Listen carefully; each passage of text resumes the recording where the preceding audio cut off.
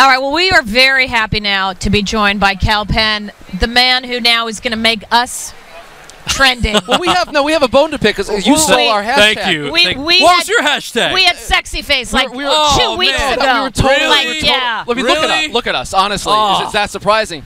Did you copyright it?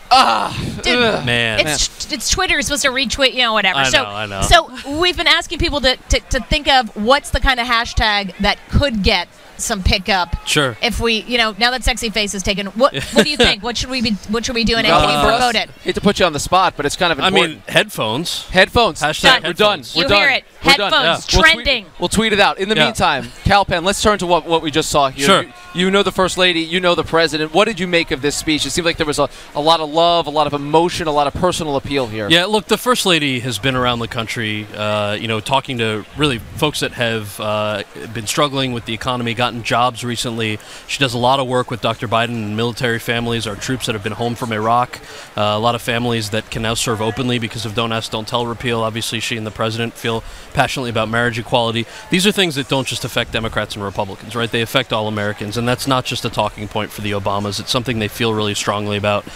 They shake hands with everyone. I know when I had the chance to work at the White House on youth issues, the President was adamant about making sure that I was not just talking to young progressives. I was also talking to young conservatives. He wanted to know what they were thinking. He wanted to know, what are their top issues, and their top issues were the same as young Democrats. It was things like jobs in the economy, financial aid, Darfur, access to health care, bringing their buddies home from overseas. So I think you saw a lot of that tone in the First Lady and what she was talking about, and it wasn't empty rhetoric. It was really her heartfelt emotion behind that.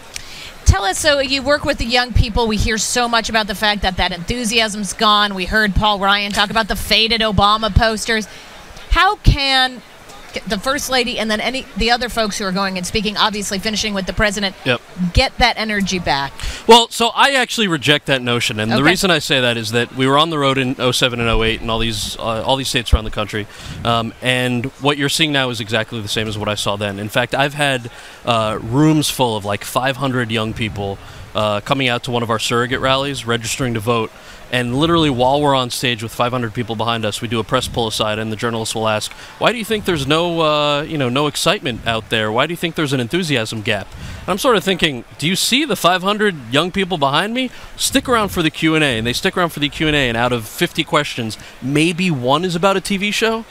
But the other 49 are about the president's policies, things that young people are dealing with. And I think that's a testament to, the youth vote is very nuanced. I don't buy for a second that they don't care. I think they're sometimes put off by all the spin, but they know exactly what the issues are, and they're asking about them when they have the opportunity. We heard Paul Ryan last week conjure up this image, the apocryphal story, obviously, about the faded Obama poster hanging on the wall, the 20-something who comes back home and is wondering when they're going to be able to put the dream into reality. How much do you come up against that? Not that literal story, but that sense of, I put so much into that campaign 4 years ago, and I am struggling personally, and therefore it's tough for me to commit again. Sure. I have not heard that in particular. What we have been hearing, and this is actually really nice to be able to talk to young folks about this, is the slow pace of change and how that's organized. So I think it was a Pew poll from about a year and a half ago that a very small amount of young people even under 35, know what a Senate filibuster is and why these days we need 60 votes to break a Senate filibuster, get a bill passed. So what they're frustrated with is actually the same thing I think the president is frustrated with, which is, why is Congress having such a slow pace? Now, look, the fact of the matter is it's good that we don't live in a dictatorship and that there is a balance between political parties and that things can't get done with just mark a magic the record wand. That does not want a king or a dictator. No, we should not have a king. We shouldn't have a dictator. But given that, what we've been hearing is they wish that Congress and really all politicians would do a lot more for young people. And I remember when I was at the White House, we got a letter from about 150 student body presidents, literally from the most conservative to the most progressive, and they sent the letter to Speaker Boehner, to Harry Reid, and to the president. And they said, raise the debt ceiling, but no matter what you do, don't do it on the backs of young people. And we care very much about the American Opportunity Tax Credit, the 10 grand that you get to go to college. We care very much about, student aid and health care, and please don't do this on our backs. And the president hopped on a conference call with them the very next day, and he said, I got this letter. I wanted to talk to you guys really candidly. Didn't announce it to the press or anything like that.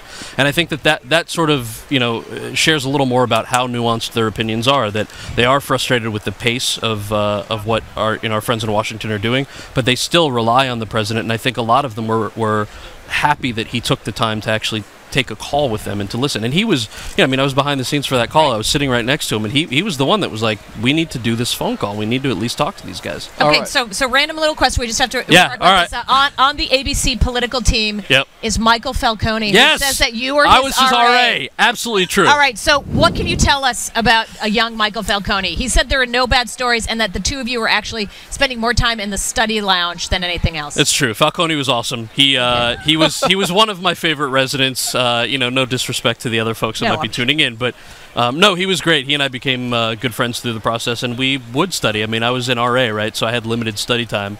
Whenever I would study, he was in the study lounge with me. So we were two UCLA dorks who studied a lot. It's really not a glamorous story for you. But look where you can succeed. Look what you can turn into, right? Yes, absolutely. UCLA dorknet. Then hashtag sexy star face. now. Hashtag sexy face or hashtag UCLA dork. But, yeah, but our hashtag is headphones. We are going to get this trending somehow. We know he's got power. He's proven that already. We've got more than a dozen tweets already. It's gonna pop. Are you feeling it? I'm feeling it a little bit. Yeah. Fire it up. I am very fired. After the First Lady speech, you kidding me? We're ready to go for this hashtag. All right, Kal Penn, actor, activist, former White House official, sometime host, and Twitter sensation. We appreciate you being with us. Thank you guys very much. Thanks I really a lot. appreciate it. Really appreciate you time coming to be on by. here. A lot of fun. Okay.